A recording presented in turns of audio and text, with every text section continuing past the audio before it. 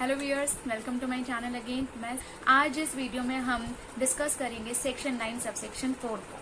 क्या है section 9 subsection 4? एक ब्रीफ दे देती हूँ मैं आपको अभी। सेक्शन 9 सबसेक्शन 4 वो सेक्शन है जो रिक्वायरमेंट लेके आया था आरसीएम की। आरसीएम किस केस में? 9 सबसेक्शन 4 ने बोला कि अगर आप किसी भी अनरजिस्टर्ड पर्सन से गुड्स या सर्विसेज परचेज करते हो, अनरजिस्टर्ड पर्सन का मतलब है वो पर्सन जो जीएसटी में रजिस्टर्ड नहीं है। मतलब जो कोई पर्सन जो जीएसटी में रजिस्टर्ड है वो किसी अनरजिस्टर्ड पर्सन से परचेज करता है गुड्स या सर्विसेज, तो उसको पे करना पड़ेगा GST under RCM, GST under reverse charge mechanism.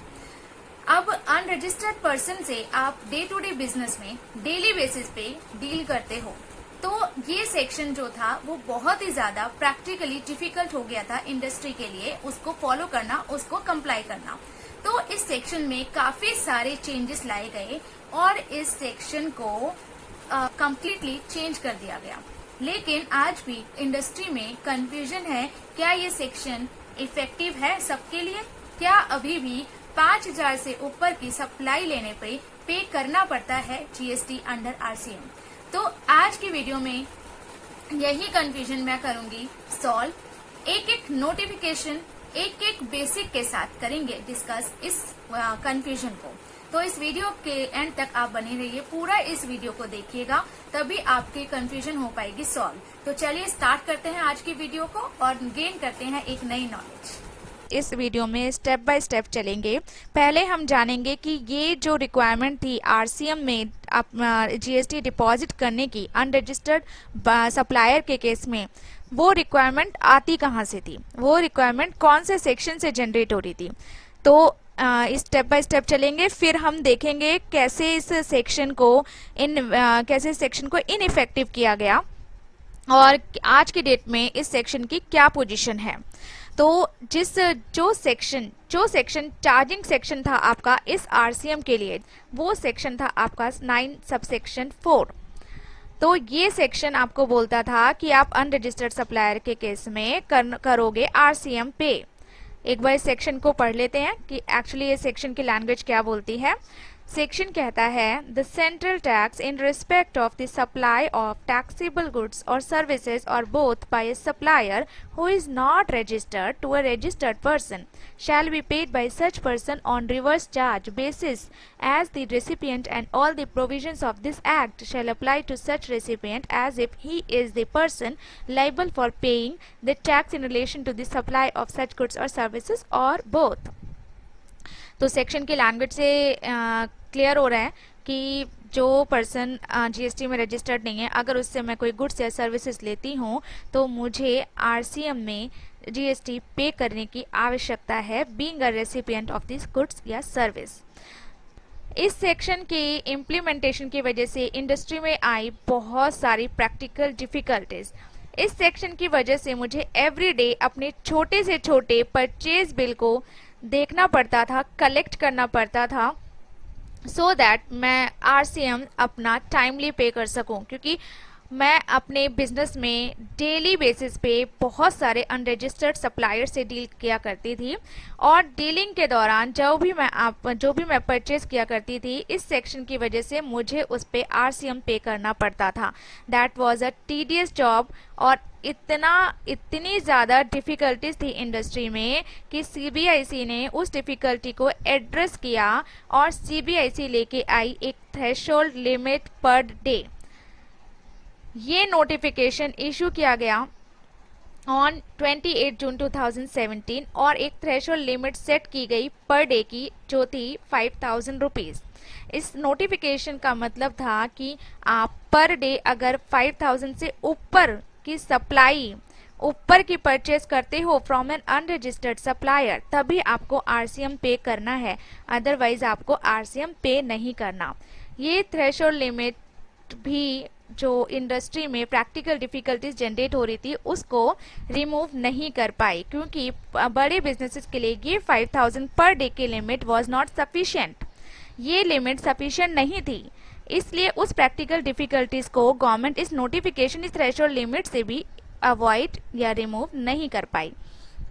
इस सेक्शन को फिर से एनालाइज किया गवर्नमेंट ने एंड गवर्नमेंट को लगा प्रैक्टिकल डिफिकल्टीज किसी थ्रेशोल्ड लिमिट या फिर किसी छोटी मोटी रिलैक्सेशन से दूर नहीं होगी, तो गवर्नमेंट ने सोचा इस सेक्शन को कुछ टाइम के लिए डेफर कर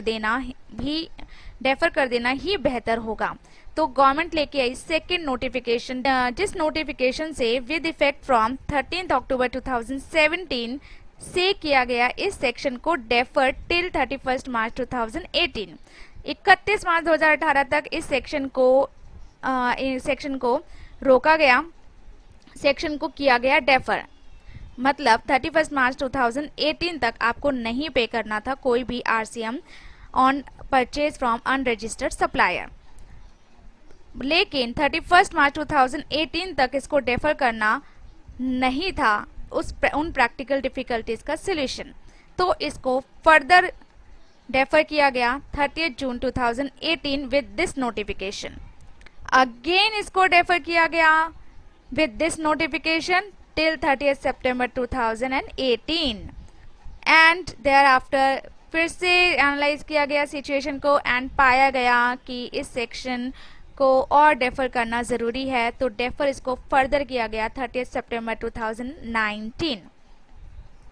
अब 2019 तक इसको डेफर कर दिया गया, लेकिन उसके बाद भी देखा गया कि इस सेक्शन की कोई प्रैक्टिकल फिजिबिलिटी नहीं है, तो लाया गया आपका final notification to resign your initial notification जो था 8/2017 वो नोटिफिकेशन था जहां पर 5000 की थ्रेशोल्ड लिमिट को किया गया था सेट। एक बार वो नोटिफिकेशन देख लेते हैं।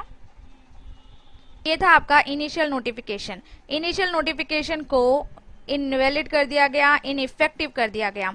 अब लोगों के माइंड में डाउट जनरेट हो रहे थे कि चलो इसको डेफर तो किया गया, इसके बाद जो नोटिफिकेशन आया था इसमें 31 मार्च 2018 तक डेफर तो कर दिया गया, लेकिन अभी भी डेफर जो किया गया है, डेफर की लैंग्वेज क्या बोलती थी? जो फर्स्ट इनिशियल नोटिफिकेशन आया था आपका डेफरमेंट का, वो नोटिफिकेशन बोलता था the exemption contained in this section number 8/2017 dated as amended by this notification shall apply to all registered person till 31 March 2018। किस अमेंडमेंट की, किस एग्जेम्पशन की बात कर रहा है ये बात कर रहा है आपके नोटिफिकेशन नंबर 8/2017 में दी गई एग्जेम्पशन।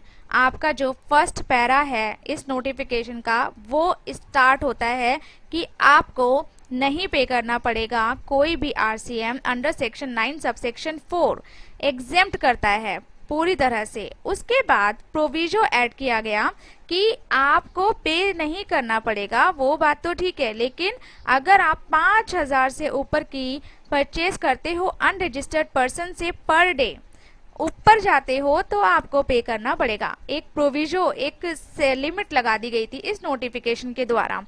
अब आप कहोगे कि ठीक है, जो डेफरमेंट का नोटिस आया, जो डेफरमेंट का नोटिफिकेशन आया, उस नोटिफिकेशन से तो ये एग्जेम्प्ट कर दिया गया कि जिनकी एग्जेम्पशन सबको मिलेगी, लेकिन इस लिमिट के बारे में कुछ नहीं कहा गया।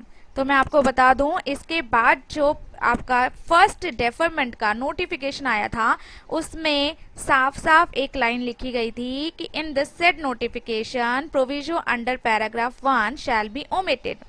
मतलब 8/2017 के में जो प्रोविजो था 5000 की लिमिट का, सबसे पहले डेफरमेंट के नोटिफिकेशन से उसी प्रोविजो को हटा दिया गया था। तो 5000 की जो लिमिट थी वो इनिशियल नोटिफिकेशन से ही हटा दी गई थी। आज की डेट में वो 5000 की लिमिट एग्जिस्ट नहीं करती। फाइनल नोटिफिकेशन जिसमें 8/2017 को पूरी तरह से इनइफेक्टिव कर दिया गया। 8/2017 के इनइफेक्टिव से मतलब हुआ कि जो एग्जेम्पशन दी गई थी फ्रॉम 9 सबसेक्शन 4 उसको हटा दिया गया। अब हटाने का मतलब, एग्जेम्पशन हटाने का मतलब होता है कि उस सेक्शन को कर दिया गया एप्लीकेबल। इसलिए इस नोटिफिकेशन से जनरेट होने लगी कंफ्यूजन ये नोटिफिकेशन आपका एप्लीकेबल हुआ फ्रॉम 1 फरवरी 2019। 1 फेब 2019 से आपका एप्लीकेबल हुआ और जैसे ही 8/2017 को किया गया इनइफेक्टिव, आपसे आपके वो सारे डेफरमेंट के नोटिफिकेशन जिससे सेक्शन को डेफर किया गया था, वो सारे नोटिफिकेशन हो गए साथ साथ इन इफेक्टिव, क्योंकि वो सारे नोटिफिकेशन रिलेटेड थे आपके इस इनिशियल फर्स्ट नोटिफिकेशन से, तो वो हो गए सब इनवैलिड। अब क्या पोजीशन है सेक्शन 9 सब सेक्शन 4 की, क्या करना क्या है मुझे? तो गवर्नमेंट लेके आई सेक्शन 9 सब सेक्शन 4 में अमेंडमेंट। गवर्नमेंट ने इशू किया CGST अमेंडमेंट एक्ट 2018।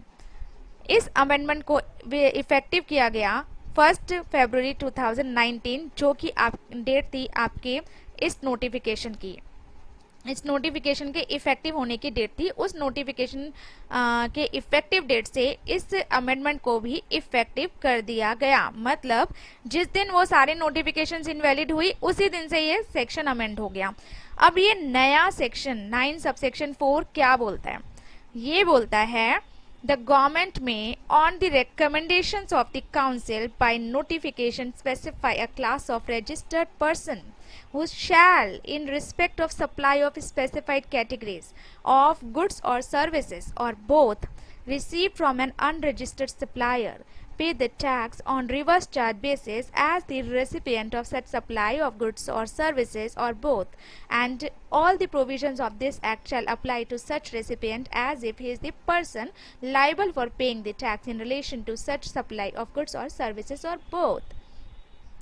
तो ये सेक्शन कहता है कि गवर्नमेंट काउंसिल के रिकमेंडेशन पे स्पेसिफाई करेगी उन क्लास ऑफ रजिस्टर्ड पर्सन को, उस क्लास को स्पेसिफाई करेगी जिन लोगों को किसी अनरजिस्टर्ड पर्सन से परचेज करने पे, कोई अनरजिस्टर्ड पर्सन अगर उन्हें कोई गुड्स या सर्विसेज सप्लाई करता है तो उन क्लास ऑफ रजिस्टर्ड पर्सन को पे करना होगा सेक्शन 9 सबसेक्शन 4 में GST रिवर्स चार्ज मैकेनिज्म के अंदर।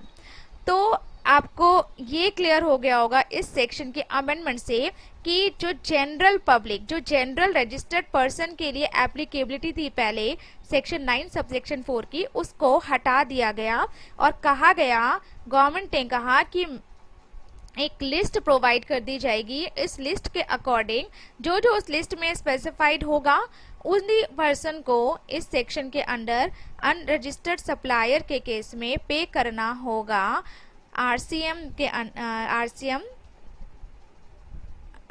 उन सप्लायर के केस में पे करना होगा GST under RCM।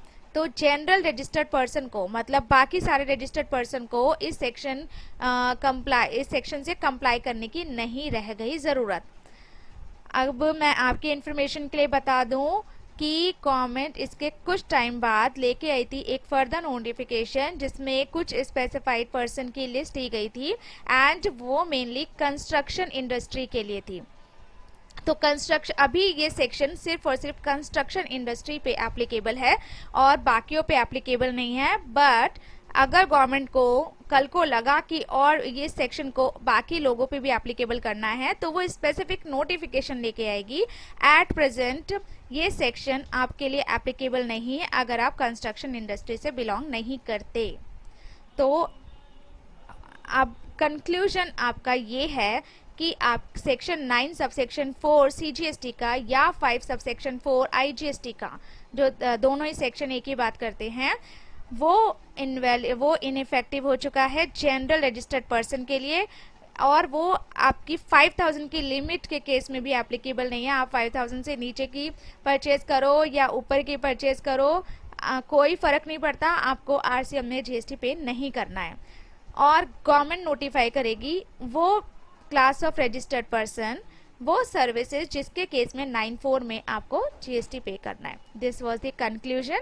I hope आपको आपके माइंड में जो भी कंफ्यूजन थी रिगार्डिंग सेक्शन 9 सबसेक्शन 4 वो इस वीडियो से हो गई होगी completely solve. Thank you so much for watching this video.